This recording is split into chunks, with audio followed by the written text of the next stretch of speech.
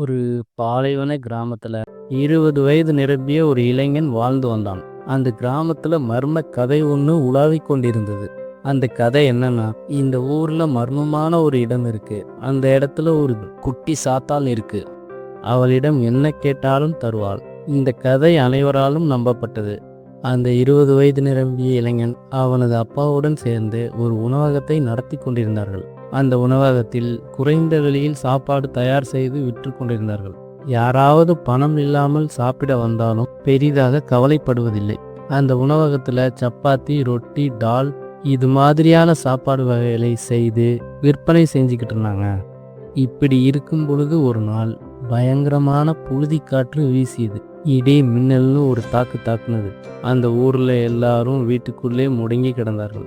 அந்த நேரத்துல இந்த உணவகத்துக்கு யாருமே வரல. உணவகத்தின் கதவை பூட்டி கொண்டு உள்ளேயே இருந்தான் அந்த இளைஞன். அப்படியான அந்த புழுதி புயல் நேரத்துல ஒரு 40 வயது நிரம்பிய பெண் உணவகத்தின் கதவை தட்டினாள். அந்த இளைஞன், உணவகத்தில் யாரும் இல்லையா? அவனுக்கு ஒரே பயமா இருந்துச்சு. பயந்துக்கிட்டே அந்த கதவை மெதுவாக திறந்தான். அந்த பெண் மோசமான நிலையில் இருந்தாள். உடம்பெல்லாம் ஒரே காயம், சேரும் சகதியுமாய் படுத்து கிடந்தாள். உடனே அந்த இளைஞன் என்ன செய்தான்? அந்த உணவகத்திலே அந்த பெண்ணை தங்க வைத்து அவங்களுக்கு சாப்பாடு கொடுத்து வைத்தியம் பார்த்து கவனிச்சுக்கிறான். 3 நாட்கள் கடந்து போனது. அந்த பெண்ணுக்கு நினைவு கிடைத்தது. அப்படி நினைவு கிடைச்ச சமயத்துல இப்படி யோசிச்சாங்க அந்த பெண். இப்படி 3 நாட்களா கவனிச்சுக்கிட்ட அந்த இளைஞனுக்கு ஏதாவது உதவி பண்ணா நம்ம கிட்ட இருக்கிறதுலயே சிறந்த ஒன்னா பரிசளிக்கணும்னு நினைச்சு உடனே அந்த இளைஞனை கூப்பிடுறான். அவள் கையில் இருந்த மோதிரத்தை கலட்டி அந்த இளைஞனிடம் கொடுக்கிறாள். கொடுத்துவிட்டு, நான் யார் தெரியுமா? நான் தங்க வேட்டைக்கு செல்லுபவள். இந்த வழியாகத்தான் நான் எப்போதுமே செல்லுவேன். அறிவாலும் பல நாள் காத்திருப்பினாலும் எனக்கு கிடைத்த இந்த தங்கத்தை உனக்கு நான் தரேன் அப்படின்னு சொல்லி அந்த இடத்திலிருந்து கிளம்பினாள். அந்த இளைஞன் அந்த மோதிரத்தை வாங்கிக்கிட்டான். அவள் போனதுக்கு அப்புறம் அந்த மோதிரத்தை பத்திரமா தன் பெட்டியில பத்திரமா வச்சுக்கிட்டான். அவன் நினைத்திருந்தால் அந்த மோதிரத்தை தன் அம்மா கிட்டேயோ அப்பா கிட்டேயோ கொடுத்திருக்கலாம். ஆனால் அவன் தந்தை சூதாடுபவன், தாயாரோ ஆடம்பர செலவு செய்பவள். யாருக்கும் தெரியாமல் அந்த மோதிரத்தை அவனே வைத்து கொண்டான். சில நாட்கள் கடந்தது. அந்த உணவகத்துல கிடைக்கிற வருமானத்தை வச்சு அமைதியான முறையில வாழ்ந்துட்டு இருந்தாங்க. திடீரென அந்த கடையில எந்த பொருளுமே இல்லை. அந்த பொருளை எல்லாம் திருடர்கள் களவாண்டு விட்டார்கள். அவனுக்கு பேரிடியாக இருந்துச்சு. அவங்க வாழ்வாதாரமே இந்த கடையை நம்பிதான் இருந்துச்சு. அந்த பையன் 3 நாட்களா யார் கூடயுமே பேசல. 3 நாட்களா சாப்பிடவும் இல்லை. எப்படியாவது அந்த உணவகத்தை மீண்டும் ஆரம்பிக்கணும்னு யோசிச்சான். அப்போதான் ஞாபகம் வந்தது அந்த பெண் கொடுத்த மோதிரம். அந்த மோதிரத்தை விற்றுவிட்டு மறுபடியும் தன் கடையை ஆரம்பித்தான். சில நாட்கள் கடந்ததும் அவனுக்கு பெருசா ஒரு ஆசை வந்துச்சு. அன்னைக்கு நம்ம அம்மா ஒரே ஒரு மோதிரம் தானே கொடுத்தாங்க. அந்த ஒரு மோதிரம் என் கஷ்டமெல்லாம் தீர்த்தது. அப்போ அது மாதிரி நிறைய மோதிரம் நமக்கு கிடைத்தால் எப்படி இருக்கும் என்று யோசிச்சான்.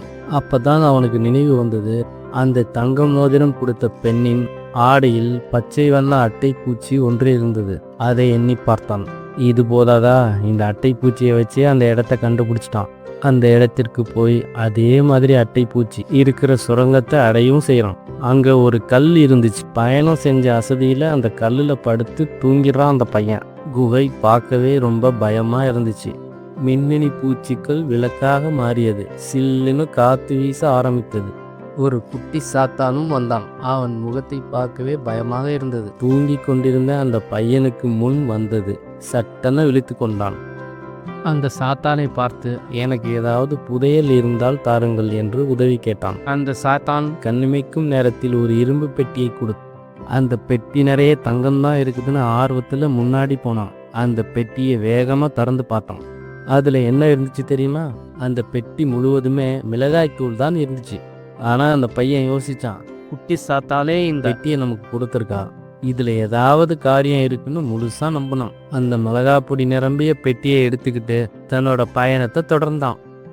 அந்த குகை வழியாக ரொம்ப நேரம் பயணிச்சு போனதுக்கு அப்புறம் சோர்வடைஞ்சி களைப்போட நின்னான். அந்த வழியில ஏதோ ஒரு அதிர்வு. அந்த நேரத்துல பசியோட வந்து நின்னுச்சு 2 சிறுத்தைகள் கிட்ட நெருங்கி வந்துச்சு. அந்த பையன் பயந்து போய் நின்னான். என்ன செய்வதுன்றே தெரியல. சட்டென அந்த பெட்டியை திறந்து மிளகாய் பொடியை எடுத்து அந்த சிறுத்தையின் முகத்துல விசிறி விட்டான். அந்த மிருகம் அங்கேயும் இங்கேயும் தாவிக்கிட்டு இருந்துச்சு. அந்த நேரத்துல அந்த பையன் அந்த பெட்டியை எடுத்துக்கிட்டு வேகமா முன்னேறி போனான். அந்த குகையை விட்டு வெளியே சென்றதும் அவனுக்கு சோர்வு அதிகமானது. அங்க ஒரு மரம் இருந்துச்சு. சரின்னு சொல்லி அந்த மரத்துக்கடியில இளைப்பாறலாம் என்று உட்கார்ந்தான். அந்த நேரத்துல அவன் கையில் இருந்த பெட்டியில் மினுமினி என்று ஒரு ஒளி மின்னியது. இது என்னவா இருக்கும் அப்படின்னு மெதுவா அந்த பெட்டியை திறந்தான். ஒரே ஆச்சரியம். வட்ட வட்டமா தங்க காசு ஜொலிக்குது. அந்த குகையை விட்டு வெளியே போனதுக்கு அப்புறம் தான் இது தங்கமா மாறி இருக்கு. இந்த கதையிலேருந்து நம்ம என்ன கத்துக்கணும்னா, எந்த ஒரு வாய்ப்பு கிடைச்சாலும் அதை அலட்சியப்படுத்தாம இருக்கணும். உங்களுக்கும் அதிர்ஷ்டம் கிடைக்கும்.